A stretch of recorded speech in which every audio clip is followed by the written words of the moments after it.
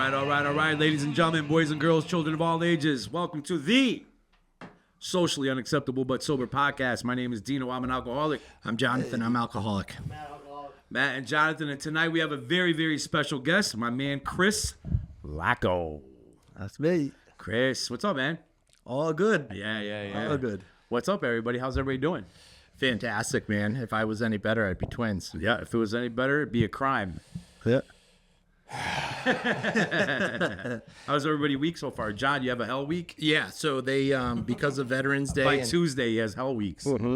Because of Veterans Day, we recognize it in my school, so I didn't have supervision on Monday. I had it tonight, so that's why when you showed up, I was in the office. So that was fun.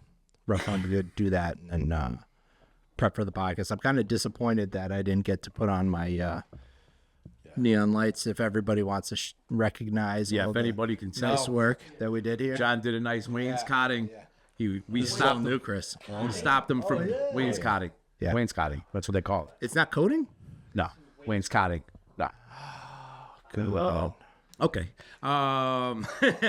Happy Veterans Day. Belated to all the veterans out there. Thank you very much for your service. Hell yeah. This is a Tuesday that we record this, so we didn't get to say it to you guys on the Monday. Thank you very much for your service.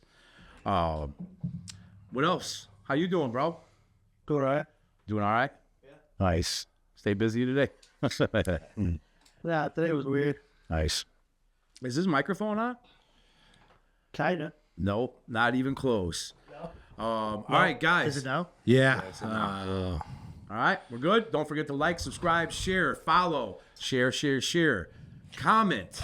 Tonight's comments are brought to you by, I think, my man Matt. I almost said something like that. This is a rough start here. We got N. Pino. Manny. This was on the show Courage and Stupidity, right? Yeah. Yeah. These are all courage and stupidity. What's stupid is to continue to romance what was the worst experiences in using. Okay. Okay. Okay, Manny. Thanks, Manny. I do it all the time. Not romance it, but I think about it a lot. Yeah. What else we got? Here's our girl, Pat Russell. Mama Russell. My Dukes. LOL. Dino, the drug Uber. Dude, I've been... Quick story for Wait Chris. a minute. Go ahead. You guys hit it every week, keeping it real. Yeah. Miss Russell, keeping it real. Back on. Go ahead, tell your story. Quick story. 2 times I went on a 12-step call. Both times I just took somebody to go get high for the most part. Right. They just sold me on everything, and I took them to go cop, and that was it. So that's why she called me the drug Uber. Pause real quick. Pause. I did. So I'm the drug Uber. Isn't that fantastic? I'm easy. What else we got? Who else? Colin James. Colin. Great episode, guys. Matt was on point. Courageous to help, but stupid not to run it by someone. Nice. Dude, do you know Colin James? I don't. It's hard, dude, because I mean, we may. Yeah. Oh, that's cool. See? We didn't know who Love Gun was for a minute. Sid's doing work, man. Sid's. Maybe. Yeah, it was. Sid's. Yeah. Okay. Then we got Crystal Walker. Rocking the whole drug Uber Dino. Definitely made me laugh. I would definitely consider myself stupid. I'm guilty of going on a 12-step call. A couple of them, and I did it alone. LOL. Wow, I didn't realize that things can go really hairy if others are involved. You never know what kind of situation you're walking into. Definitely dumb. Thank you. Thanks, Crystal. Yeah. Thank you, Dino, Jonathan, Matt, for an excellent episode. Dude, I haven't been able to be left alone all week about it. Yesterday, some dude was like, "Oh, hey man, you can give me a ride, please?" Give me a ride to cop. And our last 2 comments are from the Double Dipper himself, Roy. Bob. What's up, Roy? First, Roy said, "Courage and stupidity may be one and the same in definition, but this alcoholic feels I was less stupid and more delusional." True. God knows I did a boatload of dumb shit, but it honestly and truly felt right to me when I was active. Yeah. Yep. And then he double dipped with the LMAO at Dino the Drug Uber. and you got a 5-star rating. That's gonna take a little while to wear off. I just have that feeling. Again, guys, thank you so much for commenting. Don't forget to like, subscribe, share, all that stuff. Tonight we have Chris Lacko as our guest. What if he never watched the show before? And if you have watched the show before, then you know how it works. He's gonna tell us a little bit about his experience, strength, and hope. And then we're going to chew the fat on that. And then towards the end of the show, last 10 or 15 minutes, we do that this one time, bro, where one of us, but tonight we have a guest. 2 of us are going to tell a story about back in the days, some crazy shit, or maybe some cool positive stuff. So, Chris. Take it away, brother. What's up, brother? Oh, good. I'm just happy to be here tonight. Dude, it's good to have you here. Yeah, hell yeah. Hanging out with a group of people who have an idea what's going on in our head with all the holidays and everything coming around. Yeah. We don't have to pick up, just hanging out. It's different from hanging out with someone that likes the same sports teams, the same music. When you know someone's in recovery, that's a freaking hug, dude. It's different. That's something, another level right there. Definitely different. And you get a hug walking through the door of a 6'2" barbarian over here. It's a fucking hell of a hug. Oh, that's all good. I'm all done this. Yeah. So, I'll tell you, man, coming in here and being able to talk about this stuff, and for someone to identify with it, especially like a newcomer, I didn't think that you can live with your urges lifted. That stuff did not make any sense to me. Yeah. You know, and I had time go down to hear someone like Roy, and the delivery is so different when you hear someone that got a month sober, a year, 10, and then like that 20 plus. Yeah. The delivery, the outlook on life is so different. Yeah. And that's what I keep coming around for. You know, I want to be able to reach that aha kind of moment. Yeah. That we never graduate, but you just see different levels. It's so awesome to be here and just hanging out with you guys. Thank you, man. We appreciate that. This is our pleasure, man. Yeah, We it definitely love is. having guests. I thought I'd be so bored when I got in recovery, but now I'm going like H. Harley Strong going at the meeting. Like this is what badass is. I didn't know what it was for a lot of years. Hell yeah. Yeah. You know, stopping at Dunkin' Donuts instead of the bar. Yeah, man. But chin up, shoulders back. Count. The way we walk around now, we're not hiding from people. It's not a facade anymore. Fake being a badass. What I thought was a badass is nothing like what it is today. Yeah. Nothing at all. That's right. Where are you from? I grew up in Bridgeport. Okay. The first quarter of my life, and now I'm in Oxford now. Oh, nice. Yeah. That's nice, man. It was a hell of a drive over here, though, huh? Nah. It's a nice drive. My mother lives in Terryville. Oh, nice. So I go off exit 39. I'm sharing tomorrow night, and I go to my mom, and every Friday, my mother and I drive to the rehab I went to. Oh, Up in really? Kent. I watch. I watch. I excited. We we used to go every single Friday. Now it's like every 2-3.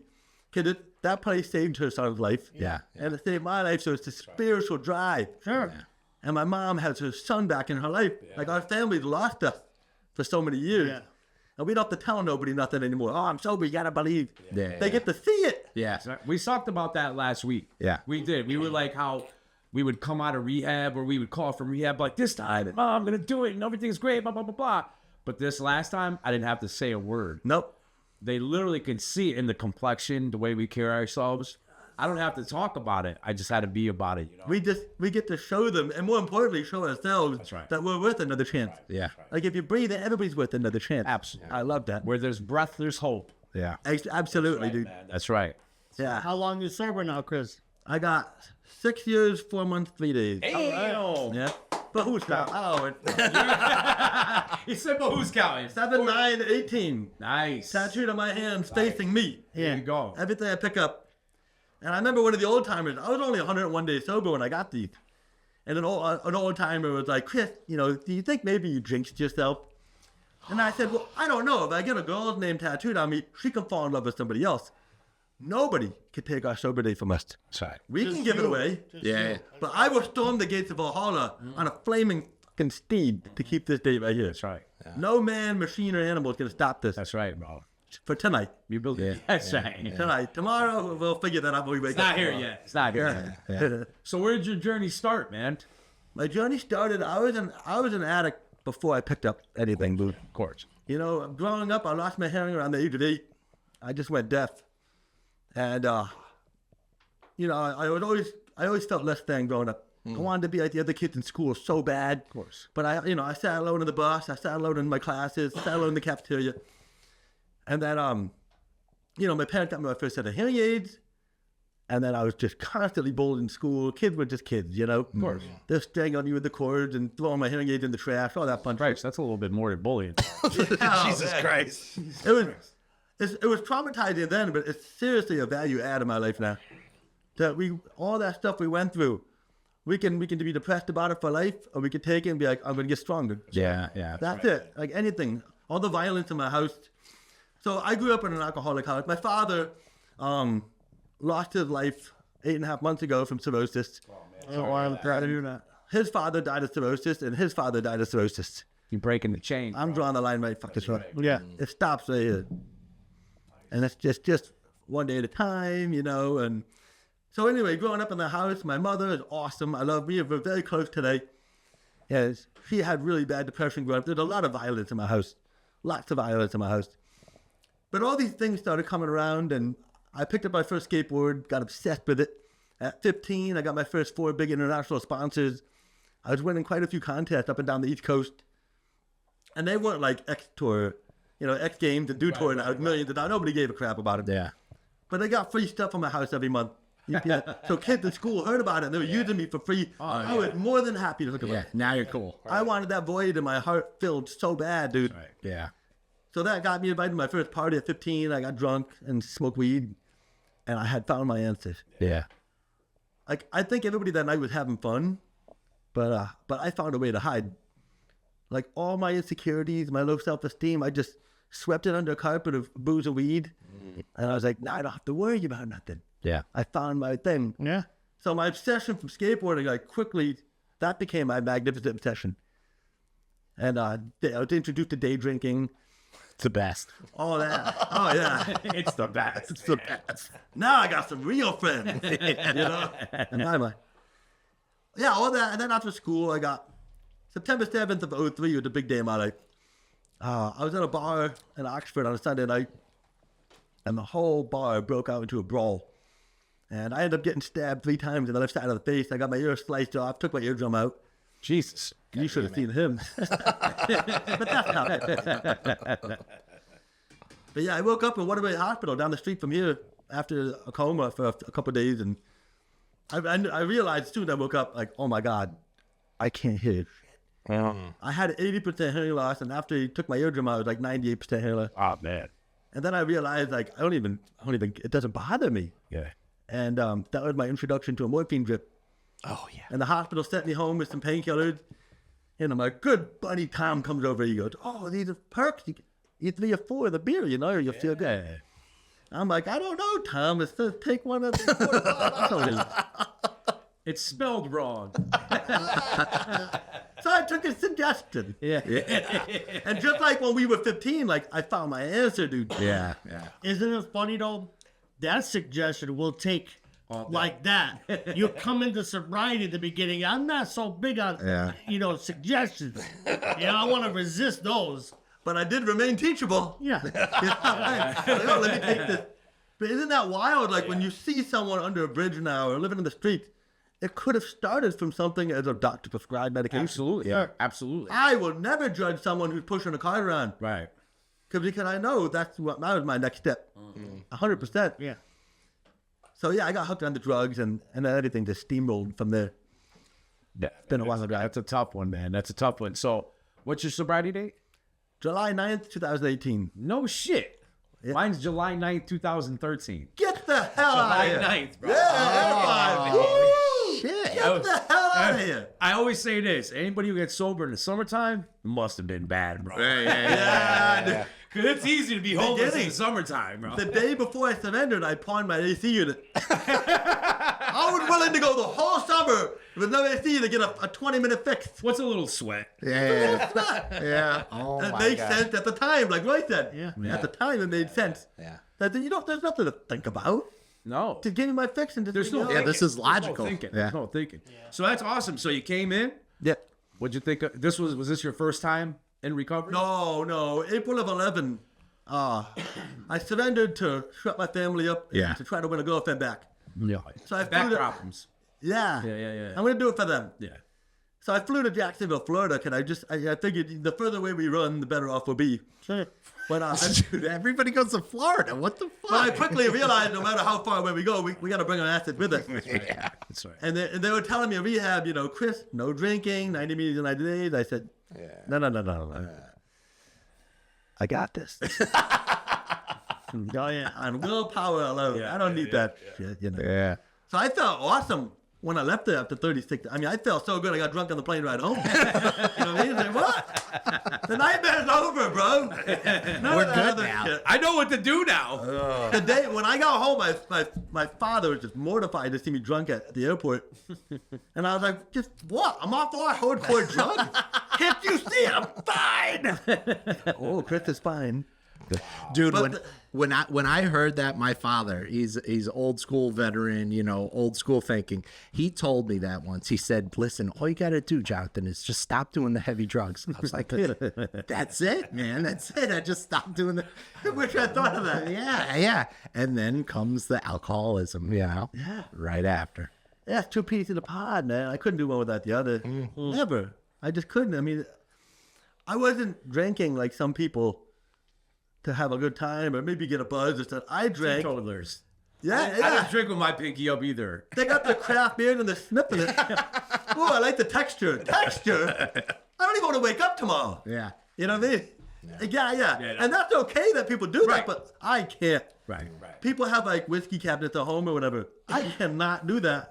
I will not stop until it's all gone. Yeah. And I just have cabinets at home. empty cabinet. Porcelain and that, right? That's funny, man. It was wild. But it was different.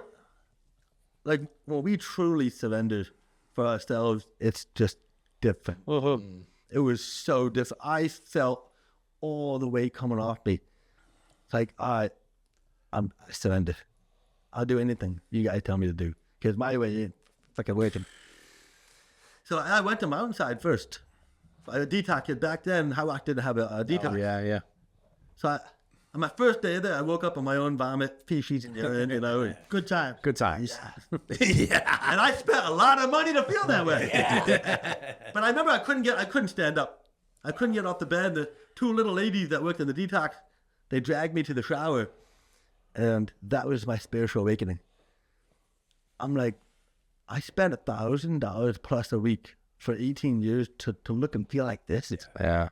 I had to spend a penny in 2,310 days and I'm on top of the fucking world. Yeah. So that was, for me, that was a light switch moment. Oh, yeah. I said, it's ending now.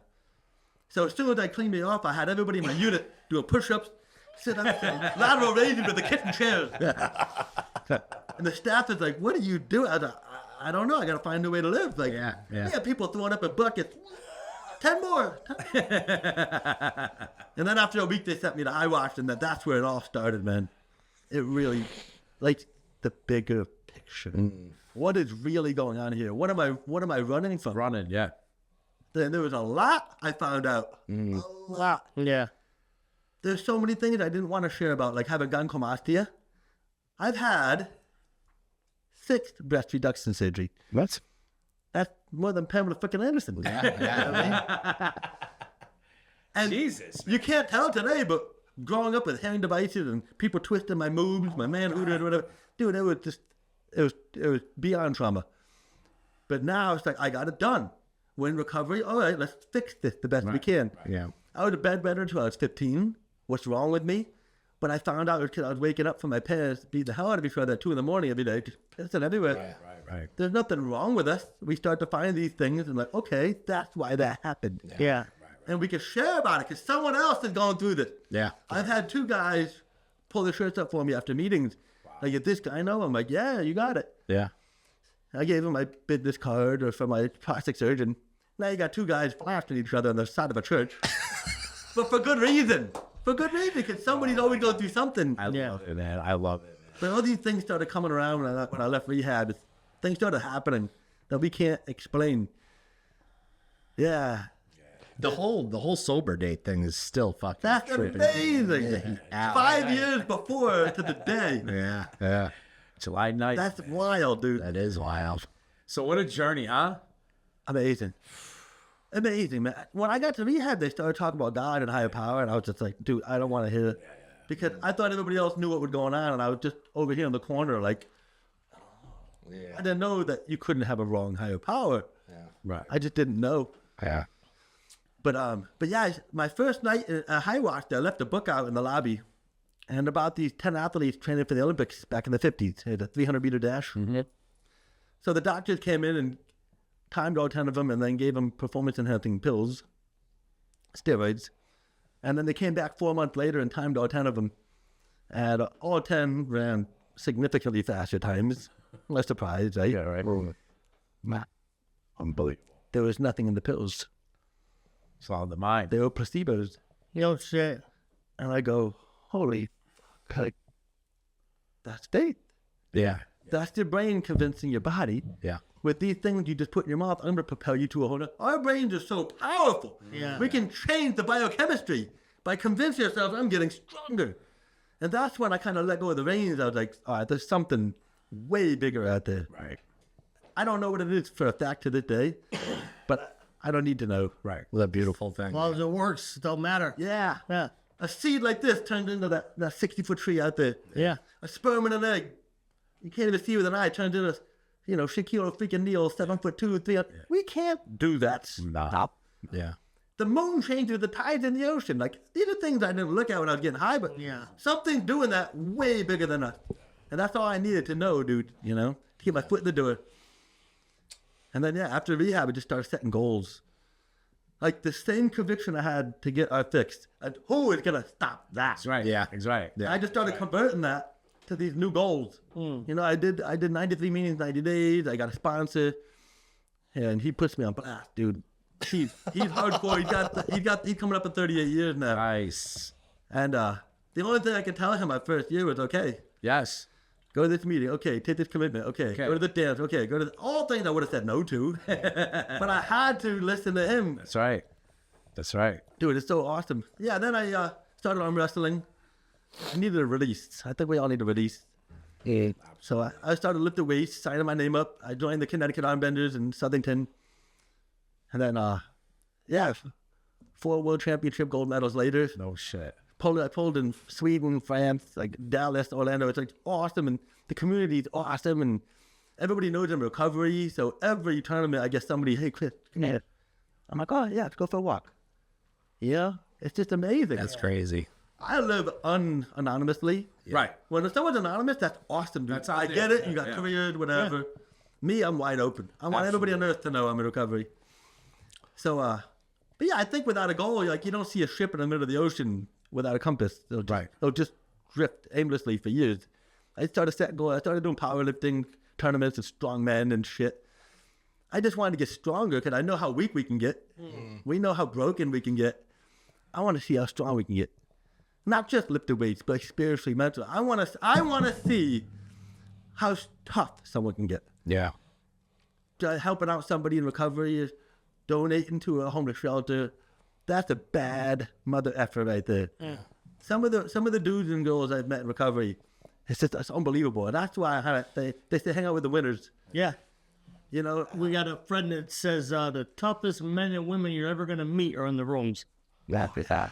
True. I love it. Yeah, dude. Yeah, all these and none of the I have no idea what I'm doing with any of this shit, dude. Yeah. I just want it. You just go. Yeah. I'm just going. I'm just listening to my sponsor, whatever, and just surrounding myself with people. I lift weights with people stronger than me. I hang out with people in recovery that are hardcore in their recovery. I arm wrestle with people better than me. Yeah. I want what they got. I'm going to do what they do. That's right. Yeah, that's right. And then it's just awesome where life's been going. Never had it so good, bro. Life's amazing today. Dude, even the tough days, if I'm struggling with my hearing or if I'm struggling going that way now, Right. it's different in recovery. But without recovery, we're struggling going that way. And being in recovery is like walking up and down an escalator. Like we're fighting to keep that position. We got to keep walking. we start slacking, we get pushed to the. I'm done with being at the bottom, man. That's right. Yeah. And that's bottom, bro. Yeah, we know the bottom. That's the illusion, man. Like I talk to guys and I talk to myself about this. Like the world continues no matter what. Even if I decide that I'm not doing anything, I'm not doing shit, I am inevitably moving backwards, man, because life keeps going forward, whether I'm on the board or I'm not. You know, if I'm going with it or I'm not, it's going to keep going. So what am I doing? What are you doing on a daily basis to maintain this thing that I got, you know? Because the life that I got today is unheard. I mean, you saw my wife. I got my brand new baby girl. I mean, unbelievable. I have a house with AC in it, you know? Like, it's amazing, dude. It's amazing. If a crackhead dope fiend like me can do it, what's to stop anybody else out there, you know? And that's kind of like what we did with this podcast. You know, I tell this story all the time. I came to Waterbury. I'm a New York transplant. I didn't know anybody, and I avoided the Wednesday night spot. Yeah. I avoided it because only thing I knew about Waterbury was where to cop, you know? Yeah. So when I moved here and we couldn't afford a house out here, I avoided, but I went in there and I met these two guys and I met a bunch of other guys in that Wednesday night men's meeting, and just immediately I was like, holy shit, I'm with my people. Yeah, I'm with my people again, you know? And until you live it and believe it. And then I threw out the idea. I was like, hey, what do you think about a podcast? Okay. Like, well, let's do it tonight, bro. I was like, all right now. Let's do it. You know, and that's the thing. We surround ourselves with people that are like, yeah, let's do it, man. You know, and Matt introduced me to Lori, our common friend, and she was on the show, and it's like, people are fucking amazing, absolutely amazing. You know, what a blessing. And so you're not taking that from me too easily. You know, no way, dude. No way. You know, I like what you were talking about, how in the beginning, how nobody can take this from me. The only one that could break me is me. Yep. That's it. And I watch people that let outside stuff kind of teeter them off the beam. You know what I mean? And I'm like, you know, I look at that outside stuff and I'm like, man, none of that even matters. It does. It doesn't matter, man. Like I have a focus, man. I have to stay focused here. This stuff can come, but it's going to come, and I'm just going to keep walking through that stuff. You know what I mean? I'm part of the no matter what club, man. No matter what comes up in my life, it doesn't matter. I'm getting through that. Whether it's scary or not, whether it's death, births, it doesn't matter. Whatever comes in my life, I'm going through that sober today. With my higher power, of course, and my network, you know? I can't lose today. Today, I can't lose. Like you said, tomorrow, it's another day. We'll see, but we'll take care of that. If tomorrow gets it, God willing, you know what I mean? But he's given me a life beyond my wildest dreams today, man. And I don't take it for granted, man. It's the most beautiful gift I've ever gotten in my life. I like how you put that, too. Because for a couple of decades, to me, I went around my problems. Yeah. Oh, yeah. By putting something up my nose or smoking. Yeah. Now I want to go through it. I'm ready. That's right. I have a toolbox up here. Bring it. You know, Fair used to say, don't do that. Don't go through that. Yeah. Go around it, go under it, go over it, run away from it. Do anything you have to do to avoid that. Right. And now today I'm like, you know what? Fuck you, Fear. Yeah, I might still be afraid, but I'm still going to go through that. Yeah. You know what I mean? Because I got somebody behind me, bro. You know what I mean? And I can't lose, man. So that's an amazing experience, strength, and hope, bro. Yeah. That's an amazing story, bro. And you said something else really important, that it says in our experience can benefit others.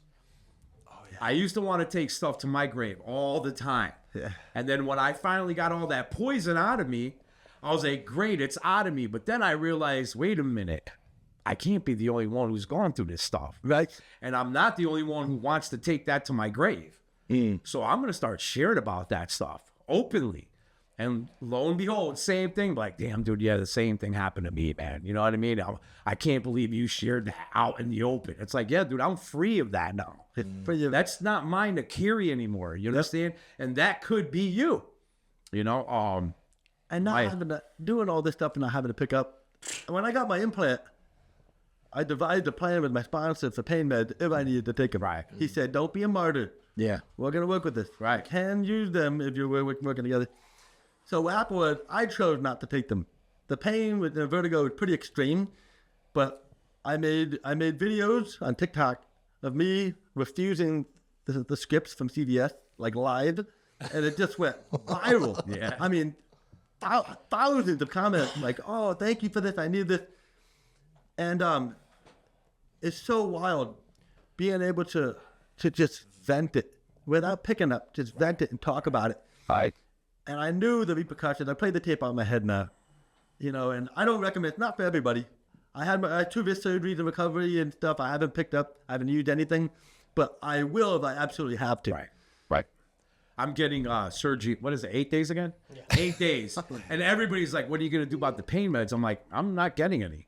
They're like, "What? Oh my god!" And what? I'm like, "Dude, it's a 1/2-inch incision." Yeah. I was like, "I'm not even leaving the office, dude. I'm going in an office. They're going stitch it up. He's out." Awesome. You know what I mean? I'm pretty sure if anything, Tylenol is gonna help that. You know what I mean? Yeah. And the pain is only gonna be right here.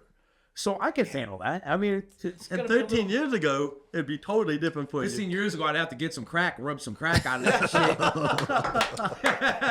rub a little crack on that. Might as well put it in a pipe and smoke it too. Yeah. Dude, it's so amazing. When I was making the videos, I also started doing research about concentration camp survivors from Auschwitz, Treblinka. I wanted to read about someone who was truly suffering. I didn't want to. I Right. needed to. Right.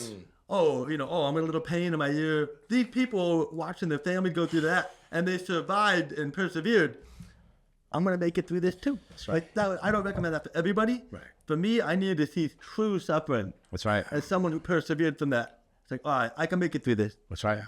I that you mentioned that I read a book or I listened to a book called The Happiest Man Alive or The Happiest Man Ever, and it's about a guy that went through those camps and the stories that he's been through, and it's like firsthand experience. And the whole basis of the book is his perspective on life, despite all this chaos and this suffering and this pain that he went through. He made it through, and he's the title of the book, Happiest Man Alive. And I think I talked about this the other week about like our threshold for pain is so great because of what we go through. So great that it only stands to reason that our threshold for happiness and achievement and all that can equal that. If I suffered this much, who's to say that I can't make a life that is so extravagant or so bountiful in recovery, man, because I've experienced the worst. Now let me see what's out there that can benefit me and more importantly, others, man. The high, the juice from helping somebody else that's struggling and that sees the light, or when you see somebody's, what are you laughing at me? I'm not gonna say. When you see the light open back up in somebody's eyes, man, oh my God, it's amazing. It's fucking amazing. So I'm glad that you brought that up. Yeah, Chris has got a hell of a story.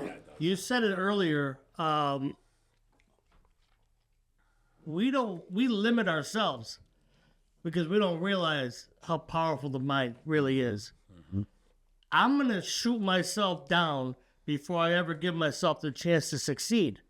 How many times did I half-ass attempt my sobriety or whatever, whatever change I was trying to manifest into my life, and I would immediately begin to talk myself out of it, why it would never work for me. Right. And then the day came, and it's so ironic you brought up survivors. I'm Jewish. My grandparents are survivors. Wow. And I've often said that the reason I'm alive and the reason that I've made it through this shit to get here was because I got their blood in me. So they made it through. Wow. Everybody gets caught up in complaining. That's an addiction. Yeah. I get so used to complaining about things that even when things are going my way, I'm going to find something to bitch about, right? Because I'm just unsatisfied with life. And then I started to take the blinders off and begin to look outside of my little narrow view of life. And I started to look at other people and realize they're going through something or have gone through something. How dare I have such a tiny mind to think that what I'm going through is crushing me? Hey. Why can't I find the strength within myself, incorporate the brothers that I have grown to love and welcome them into my life? I say I have a network, but I never want to use it. Yeah. I don't want to say, hey, man, I don't know what I'm doing. I need some help to get through this. No, I'm going to tough it out on my own and then wake up tomorrow and who knows what kind of shitstorm I'm going to be in the middle of. Yep. But it is really, like, I got off on that years ago of really beginning to understand just how they say we use 10% of our brain. 90% of that thing is fucking wasted, right? And you clearly say you tapped into some of that unused brain, and you began to redirect your focus. And that's for so many years I was like, man, I'm a killer in the streets. I'm a pussy in the rooms. I don't know how to stay sober. I don't know how to be a man. I don't know how to grow up. I don't know how to take accountability for my life. I'm just good at being an overgrown child. Yeah. That's what I was. And I'm going to stop my feet and get mad and throw a tantrum when things aren't going my way. And instead of just learning to take life as it comes and realizing that, you know what? This too shall pass. Yeah. Whether it's a good thing or a bad thing, it's going to pass. Right. But I used to just get stuck in that moment and let it puff up so big, and then it would overwhelm me. When I listen to you talk about this, I think about when I was pushing dope around the state, hanging out with these people in shady motels, Brown Turnpike, making these deals and everything. I wanted to be feared. Yeah. I did not want to be loved. I didn't want to be respected. I always wore whiteout contacts. My eyes were white.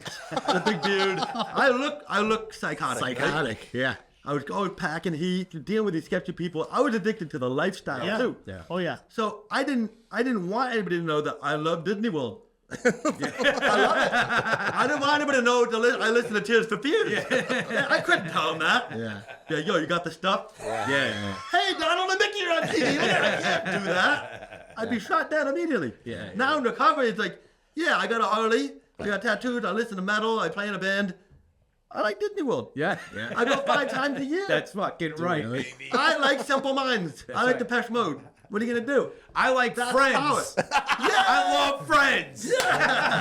People always look at me like, dude, you watch Friends? I'm like, fuck yeah, I love Friends. I'll take anybody on in Friends trivia, bro. That's tough to me. Fucking A, right? That is tough. You said it, chin up, shoulders back. That's right. Yeah, that's Friends what I like. fucking rules. You wouldn't have said that 13 years ago. No fucking You'd be like, way. Friends I'm suck. like, turn that shit off, Gabe. Yeah. Exactly.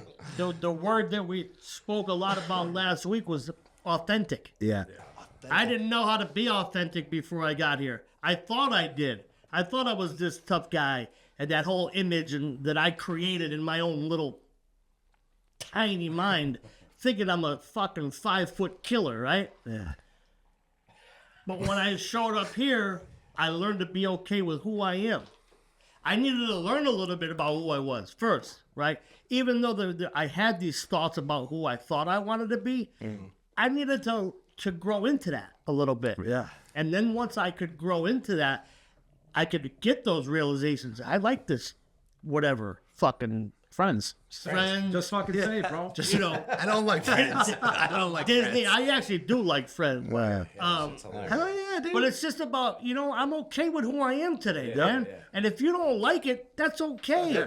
I don't even have to want to fight you anymore.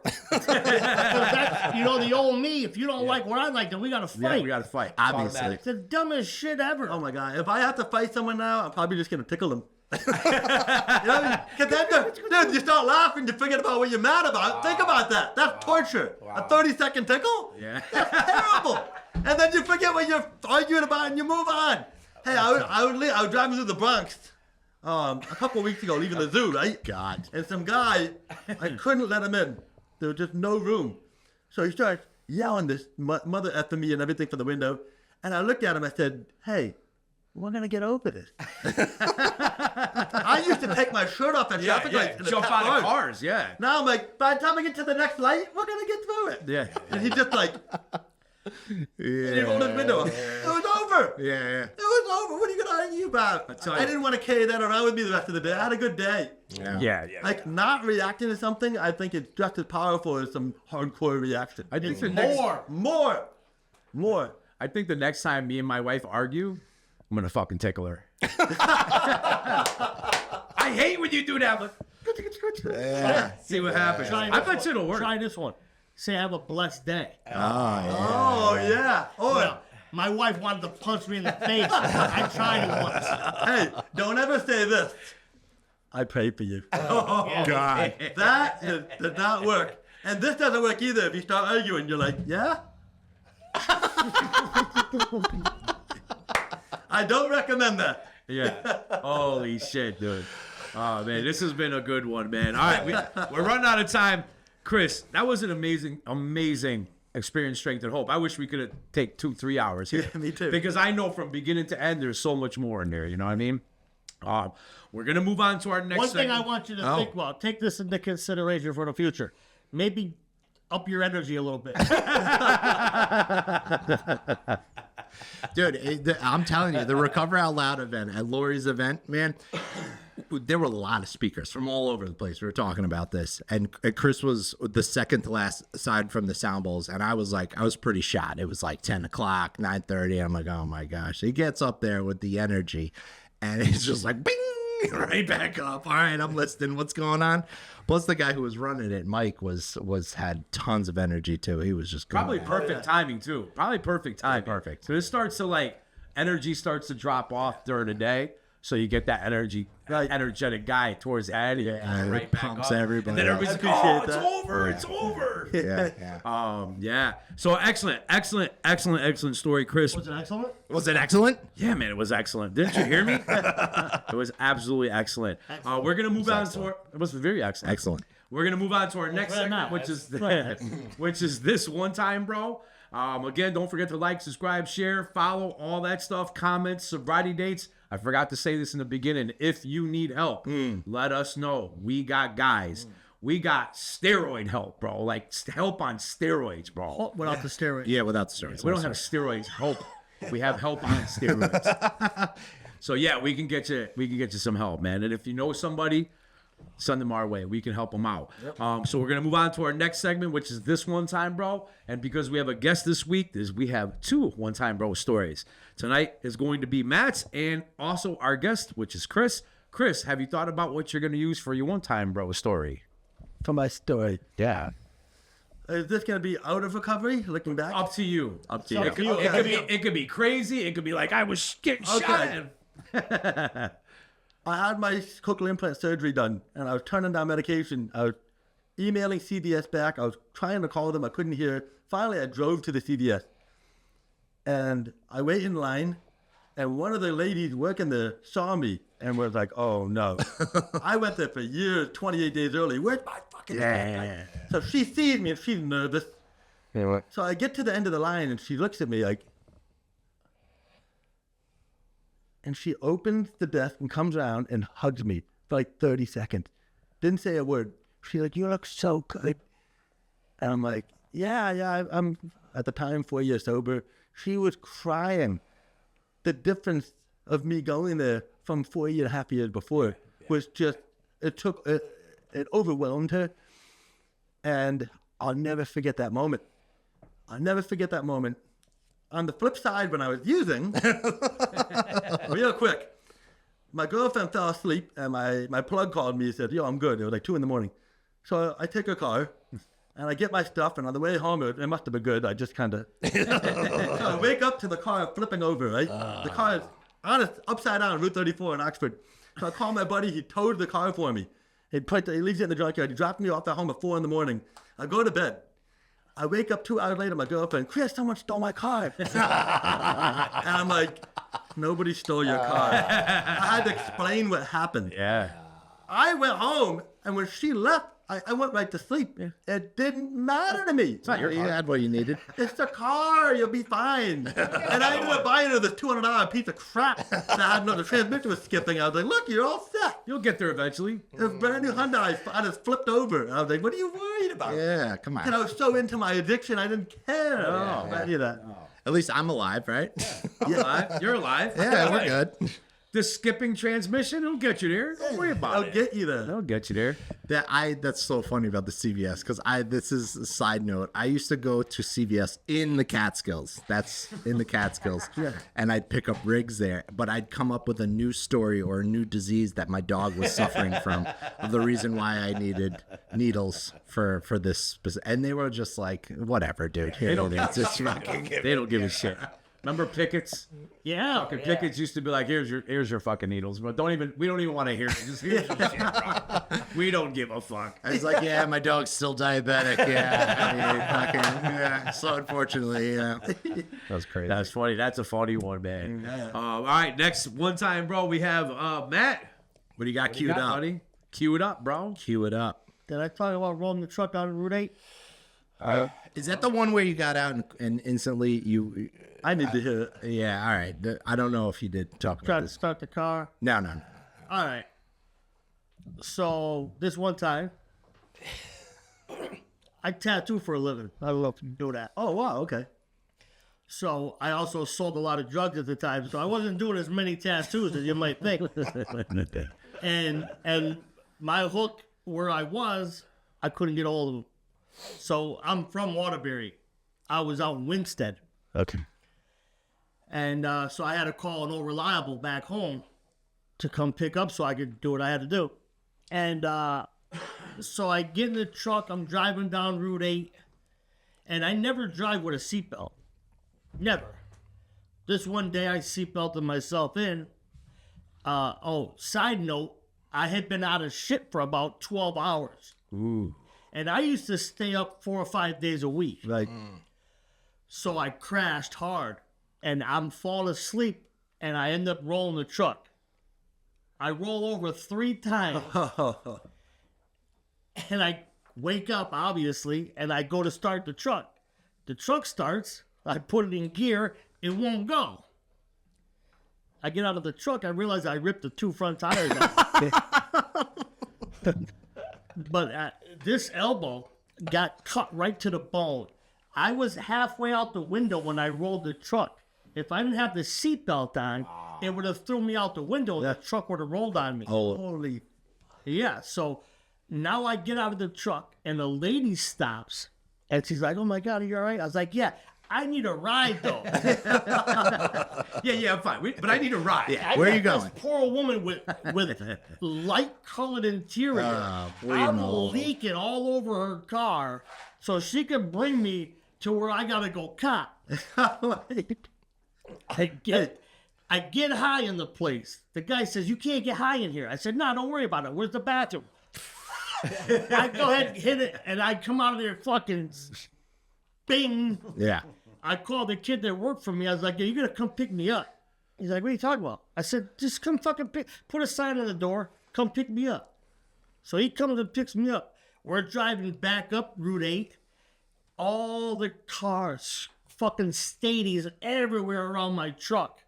They said that there was so much blood in the truck.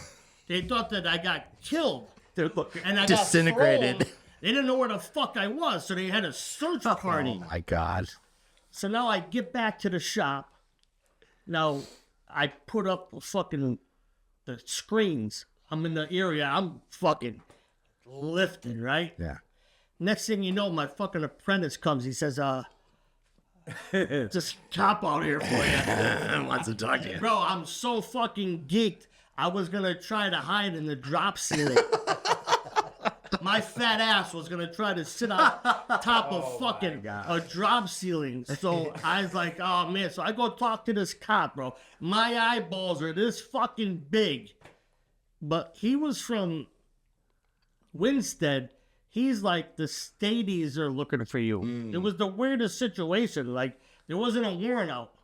But he said they're interested in talking to you.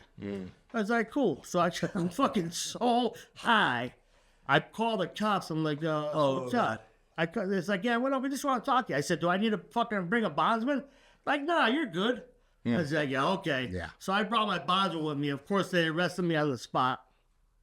I bonded out. And I went and got high again. That was it.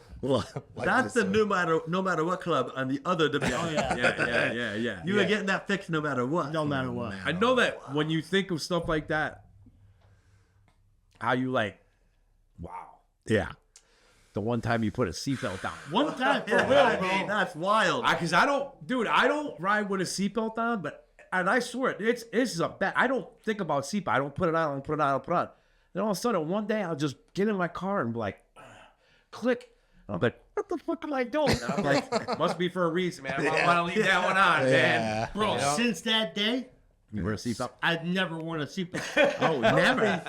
You don't wear a helmet. Do you wear a helmet when you ride? I don't. What is with you? What, you were trying to get someone against me? Yeah. Look, this is a great guy to get against you. Look at the size of him. Yeah. Oh, that was funny, man. That was really funny. Oh, my God. What a show. You guys are killing me. I love it. I fucking love it. All right, guys. Oh, so wait a minute, though. Chris, give your... Oh, you yeah, got get your podcast. signature. Give your shout out. Well, right now I have anonymous recovery. We've done a few episodes. We're learning as we go. And as usual, I don't know shit. Yeah. Right where we want to be. That's right. Perfect. So you can find that on Facebook. I'm just Chris Lacko. And then you can see some of my links on there. TikTok is the real Chris Lacko, which is the douchiest fucking name ever. Was there a fake one? Was there a fake one? On TikTok. And you can see some of my recovery videos that I posted as well. Oh, nice. You can reach out to me. And like you said, like if someone's struggling watching, they can reach out to me too. There's no excuse no more. Right. No more excuses, man. No more. Just make sure you text me. Don't call me. That'll be the shortest phone call you put in life. Send the text, and I'll be there for you. Oh, yeah. Oh, my God. That's funny. All right, guys. Wait a minute. Wait a minute. The signature. Yeah, he's Oh, gonna do yeah, a signature. That's right. Where you want to do it? Nothing better. Nothing better. All right, guys, don't forget to like, subscribe, share, comment, all that stuff. Sobriety dates. If you need help, we got a guy. You heard Chris's shout out. If you need help, get in touch with him. It was a great episode. Experience, strength, and hope. 2 really good one-time bros. And I think the only thing I have left to say is... Does it play? Nice. Yeah.